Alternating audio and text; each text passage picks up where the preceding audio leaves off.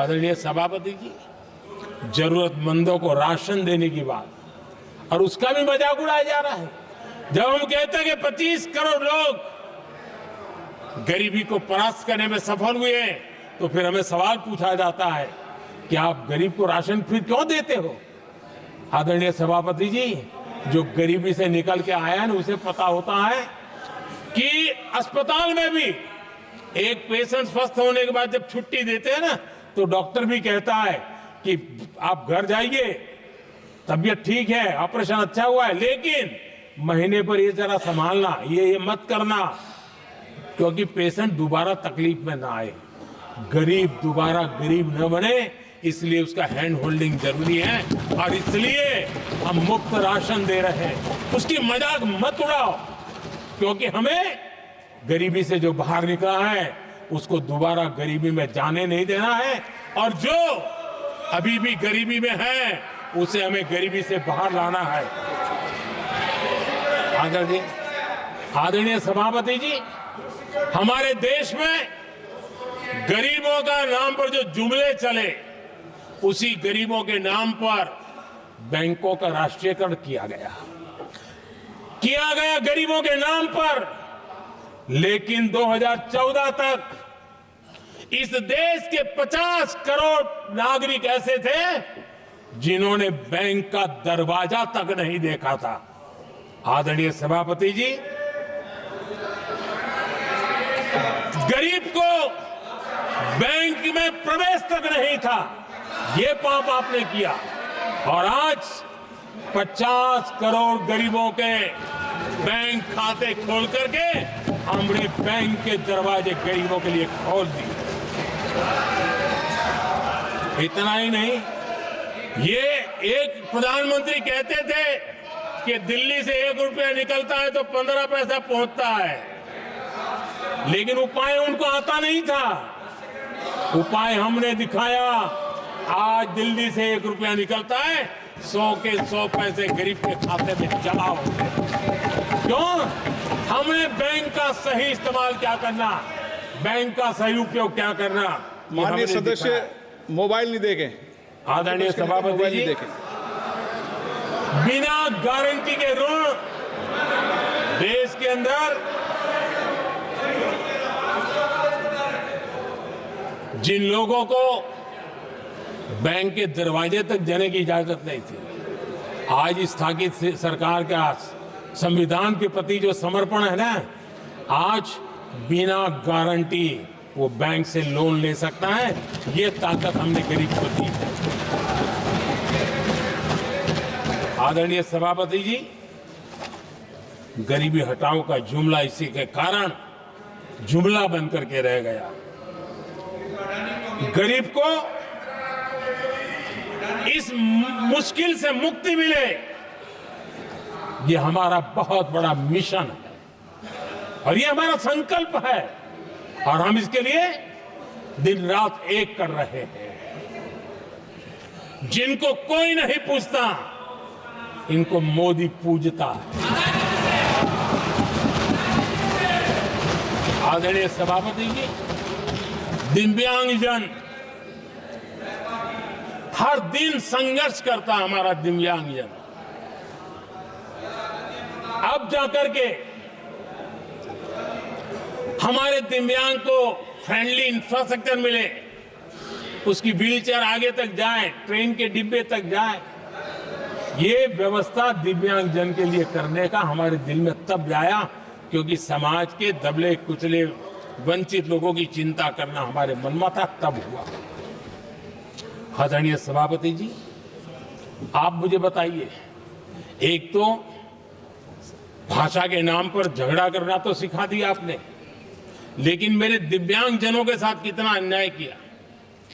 जो हमारे यहां साइनेज लैंग्वेज जो है, साइन लैंग्वेज की जो व्यवस्था है, खास करके मूक बधिर के लिए, अब दुर्भाग्य ऐसा देश का कि असम में जो भाषा सिखाई जाए, उत्तर प्रदेश में दूसरी सिखाई जाए, उत्तर प्रदेश में सिखाई जाए, महाराष्ट्र में तीसरी सिखाई जाए। हमारे दिव्यांगजनों के लिए एक साइन लैंग्वेज का होना बहुत जरूरी था। आजादी के 7 दशक बाद भी उनको उन दिव्यांग जनों की याद नहीं आई।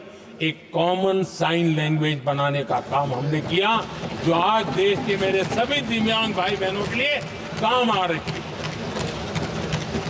आदरणीय सभापति जी, घुमंतु और अर्ध घुमंतु जन समूह समाज का इसके ऊपर पूछने वाला नहीं था।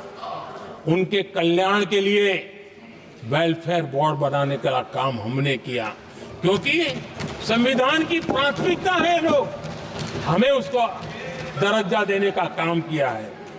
आदरणीय सभापति जी, हर कोई रेहड़ी पटरी के लोगों से जानता है, हर मोहल्ले में, हर इलाके में, हर फ्लैट में, हर सोसाइटी में सुबह होते ही वो रेहड़ी पटरी वाला आकर के मेहनत करके और लोगों का जीवन चलाने में मदद करता है।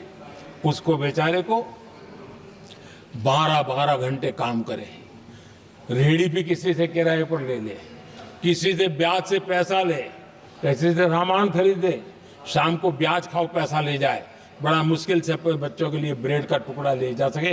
ये हालत थी। ये हमारी सरकार ने है रेहड़ी पटरी वालों के लिए स्वनिधि योजना बना करके बैंक से उनको बिना गारंटी लोन देने का शुरू किया, और आज उसके कारण, वो स्वनिधि योजना के कारण वो तीसरे राउंड तक पहुंचा है और अधिकतम लोन बैंक से उसको सामने से मिल रही है। उसकी प्रतिष्ठा का और उसका विस्तार हो रहा है, विकास भी हो रहा है।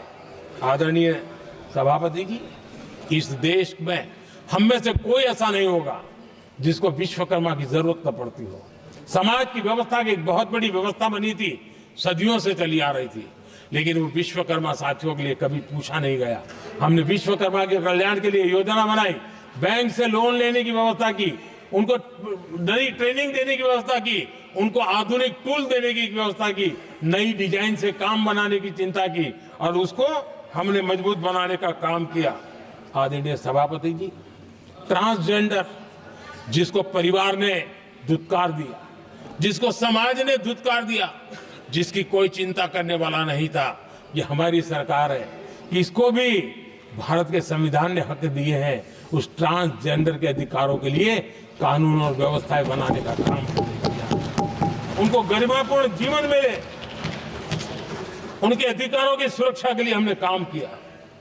आदरणीय सभापति जी, हमारे आदिवासी समाज, इतनी सारी बातें करते मुझे तो याद है, मैं जब गुजरात का मुख्यमंत्री बना तो हमारे यहाँ उमरगांव से अंबाजी तक एक पूरा बेल्ट, गुजरात का पूर्वी हिस्सा पूरा आदिवासी बेल्ट, और एक कांग्रेस के मुख्यमंत्री आदिवासी रह चुके थे। इतने सालों के बाद भी उस पूरे इलाके में एक भी साइंस स्ट्रीम की स्कूल नहीं थी। मेरे आने से पहले एक भी साइंस स्ट्रीम की स्कूल नहीं थी। अगर साइंस स्ट्रीम की स्कूल नहीं है तो कितनी आरक्षण की बातें करो, वो बेचारा इंजीनियर और डॉक्टर कैसे बन सकता है। ये मैंने उस इलाके में काम किया और वहाँ साइंस स्ट्रीम की स्कूलें, अब तो वहाँ यूनिवर्सिटीज बन गई है। लेकिन यानी राजनीति की चर्चा करना, संविधान के अनुरूप काम न करना, ये जिनकी सत्ता भूख है ना, उसका हमने आदिवासी समाज में भी जो अति पिछड़े लोग हैं, और मैं राष्ट्रपति जी का आभार व्यक्त करता हूं, उन्होंने मेरा काफी मार्गदर्शन किया। राष्ट्रपति महोदया ने मेरा मार्गदर्शन किया और उसमें से पीएम जनमन योजना बनी। हमारे देश में बिखरे बिखरे आदिवासी समाज के छोटे छोटे समूह हैं जो आज भी उनको कोई सुविधा प्राप्त नहीं हुई थी। हमने ढूंढ ढूंढ करके, संख्या बहुत कम है, वोट की राजनीति में उनकी तरफ देखने वाला कोई नहीं था, लेकिन मोदी है जो आखिर को भी समझता है। और इसलिए हमने उनके लिए पीएम जनमन योजना के द्वारा उनके विकास की। आदरणीय सभापति जी, जैसे समाजों में उनके विकास